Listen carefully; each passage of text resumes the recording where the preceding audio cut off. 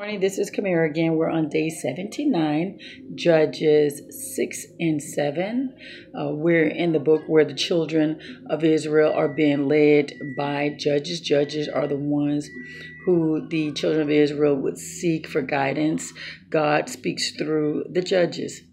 And so far, we've learned that the children of Israel has started doing wicked things, serving other gods, and they would turn their back on God. You know, God is not going to be in the midst of that, so He would allow those nations to oppress them. And when they've gotten to the point where they couldn't take it anymore, they would cry to God, and God would send a judge, and that judge would help deliver them from or lead them through battle and deliver them from the oppression. 40 years rest, 80 years rest, that type of thing. And then once the judge dies, then the children of Israel usually goes back and start doing wicked things again. So now we're at the point now where the children of Israel, they just had a 40 years of rest after Deborah had died. They had 40 years of rest during that time, but after she died, of course, children of Israel started going back to doing what they do, serving the other idols or what have you. So you have Gideon. Well, actually, let me just tell you a little bit more. First of all, you need to read this. This right here says, this story here, these readings say so much. But the children of Israel are being oppressed by the Midianites, the Amalekites, the eastern side of the country. People are terrorizing them. The Midianites, they're being so cruel that the children of Israel have found these hiding places in mountains and caves to escape the cruelty of these Midianites and Amalekites in those eastern areas. What happens is, children of Israel will plant their crop, and then when the Amalekites, the Midianites, when they would come, children of Israel were hiding their little caves and in the mountains or what have you, and they would remain there until the Midianites and the Amalekites did their business. What they would do, they would attack children of Israel. They would camp there in the land that is the children of Israel's, and they would stay there until they've destroyed pretty much the entire crop. They're taking away all the children of Israel's cattle. Bullies, I tell you, bullies. They're just taking everything and leaving the children of Israel to starve. So the children of Israel, this went on for like 7 years. Children of Israel is to oppress. So they cried out to God, and God was like, but didn't I tell you that if you did those things, follow those other gods, and you turn your back on me, that stuff like this would happen? Didn't I tell you that? I took you from Egypt. I gave you these lands. You turned your back on me. And so further along, you'll see when an angel approaches Gideon, that mighty warrior. He approaches Gideon, and so Gideon was like, well, the angel approached him and said, and praised God. Basically, he's like, God, if there's a God, why are we having such a hard time? Where are the miracles we heard about? Gideon's like, oh yeah, right, okay, sure, God is with us.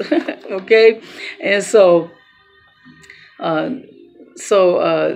the angel tells him, said, well, you know what? I'm going to use you as that person to deliver the children of Israel from this oppression. And so Gideon's like, little me, really? And we're the smallest tribe? Seriously? And so then he said, okay, let's do this. He went, he said, stay here till I come back. He goes, he get his bread, he get his meat, he cooks it, do whatever he needs to do. He brings it back as an offering to the angel. Angel taps it with his spear and or his staff, and it blows up. I mean, it just burns up. It's just that quick. And so it blows Gideon mind. Gideon like, oh my God, I am a dead man. I have faced God, and I'm here, standing here. And so the angel's like, dude, you're okay, but I need you to deliver the children of Israel out of this situation. And so Gideon, so he tells Gideon, he says, I want you to take your father's ram. I want you to tear down the Baal's altars. I want you to tear down the Asherah poles. So Gideon, this is a bold brother. I got to give it up to Gideon. Gideon is tough. He's a bold one. So what he does is he goes at nighttime with like 8 servants, tear down the altar, tear down Asherah poles, erect an altar for the Lord, and he has a burnt offering.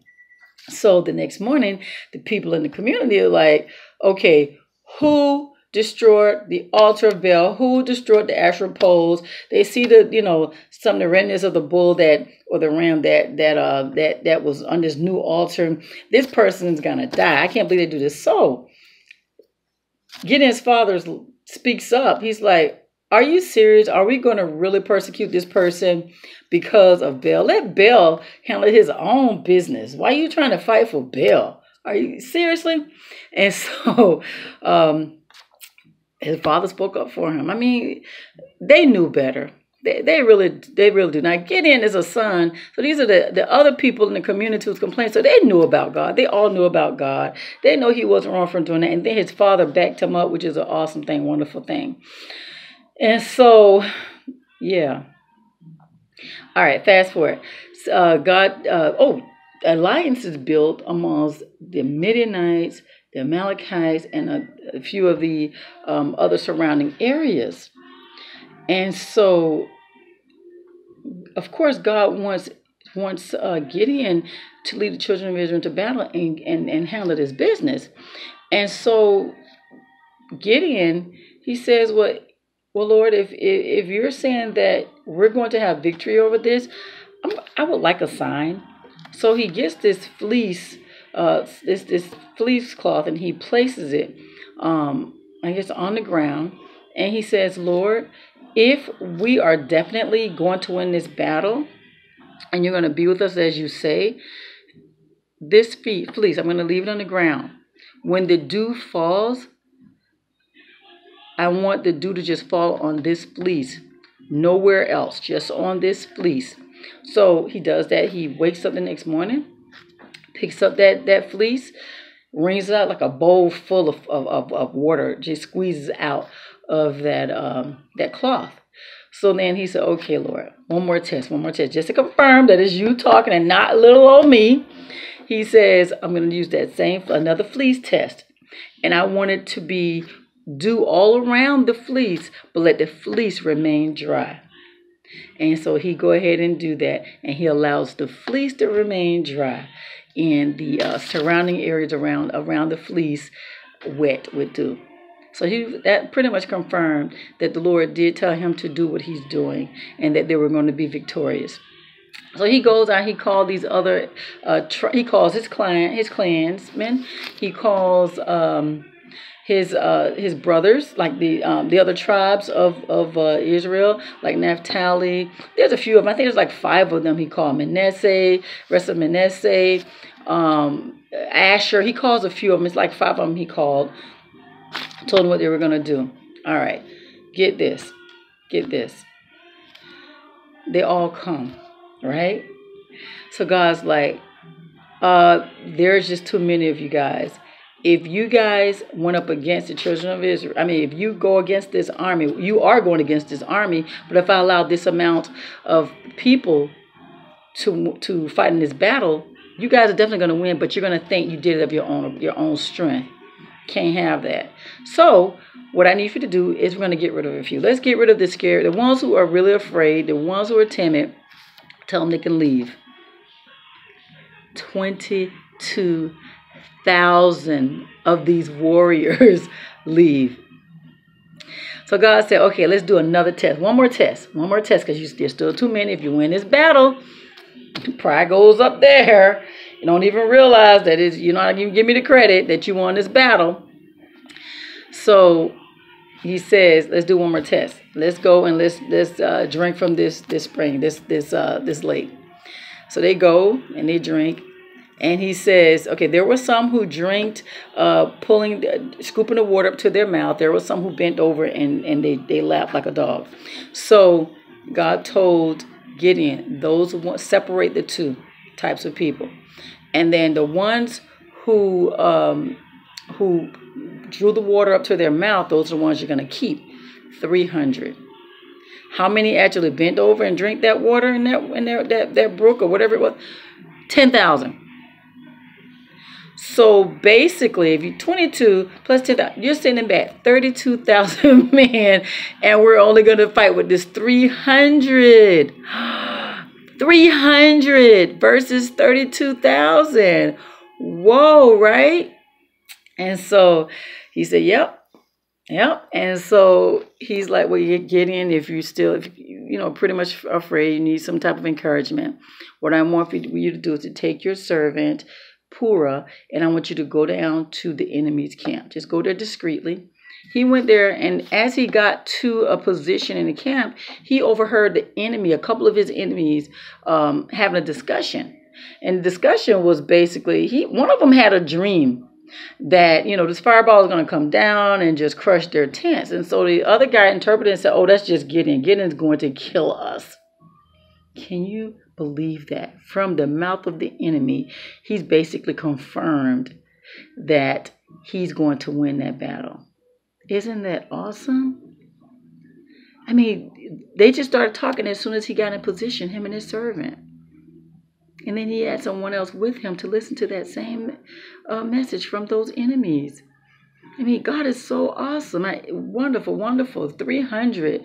And there were a lot of men. That was a huge army that was against them. There's like multiple nations that were against them. And so, of course, he knows that he has to put forth the work. So he has this plan, Gideon. He has 300 men. So he separates them into 3 groups. He gives them each a ram's horn, a jar, and he gives them, I guess, some type of flame candle or whatever it was, right? And so what happens is they surrounded the camp. Gideon tells them, "Do as I do. Keep your eye on me." And so what he does is, during that shift change that the enemies were having, because this was at nighttime, like midnight, there was a shift change. Gideon yells, blows his horn, yells, breaks the jar. And once he breaks the jar, then you have the light illuminating around the camp. So now these guys think about it, they're not even fully awake. They're tired probably. They're confused because of this noise. God calls them to fight against each other. The enemies, they started fighting against each other. Can you believe that? I mean, honestly. And so, of course, children of Israel started doing their thing too. Gideon calls those other brothers, the tribes, and tell them to come, let's go handle this. He sends word to Ephraim and tell them to come join in the battle. And they took care of that.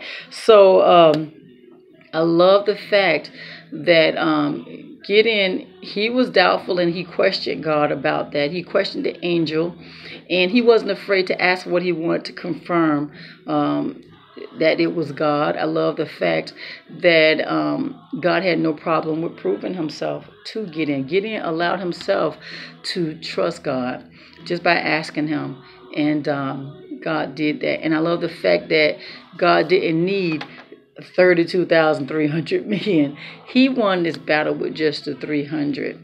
And so that says a lot, guys. That says a lot. It don't really take great numbers to do what God needs for us to do, and we can be victorious and what have you. So enjoyed the read, guys. I said read because I'm sure I missed something in the story, but take the time to read. It's a great read, great learning experience. Again, ask God to help you to understand what does he want you to learn from this message, and ask him to help you to see him in this message and how to apply it in your life, okay? So that was day number 79, Judges 6 and 7, okay? You guys have a God-filled blessed day.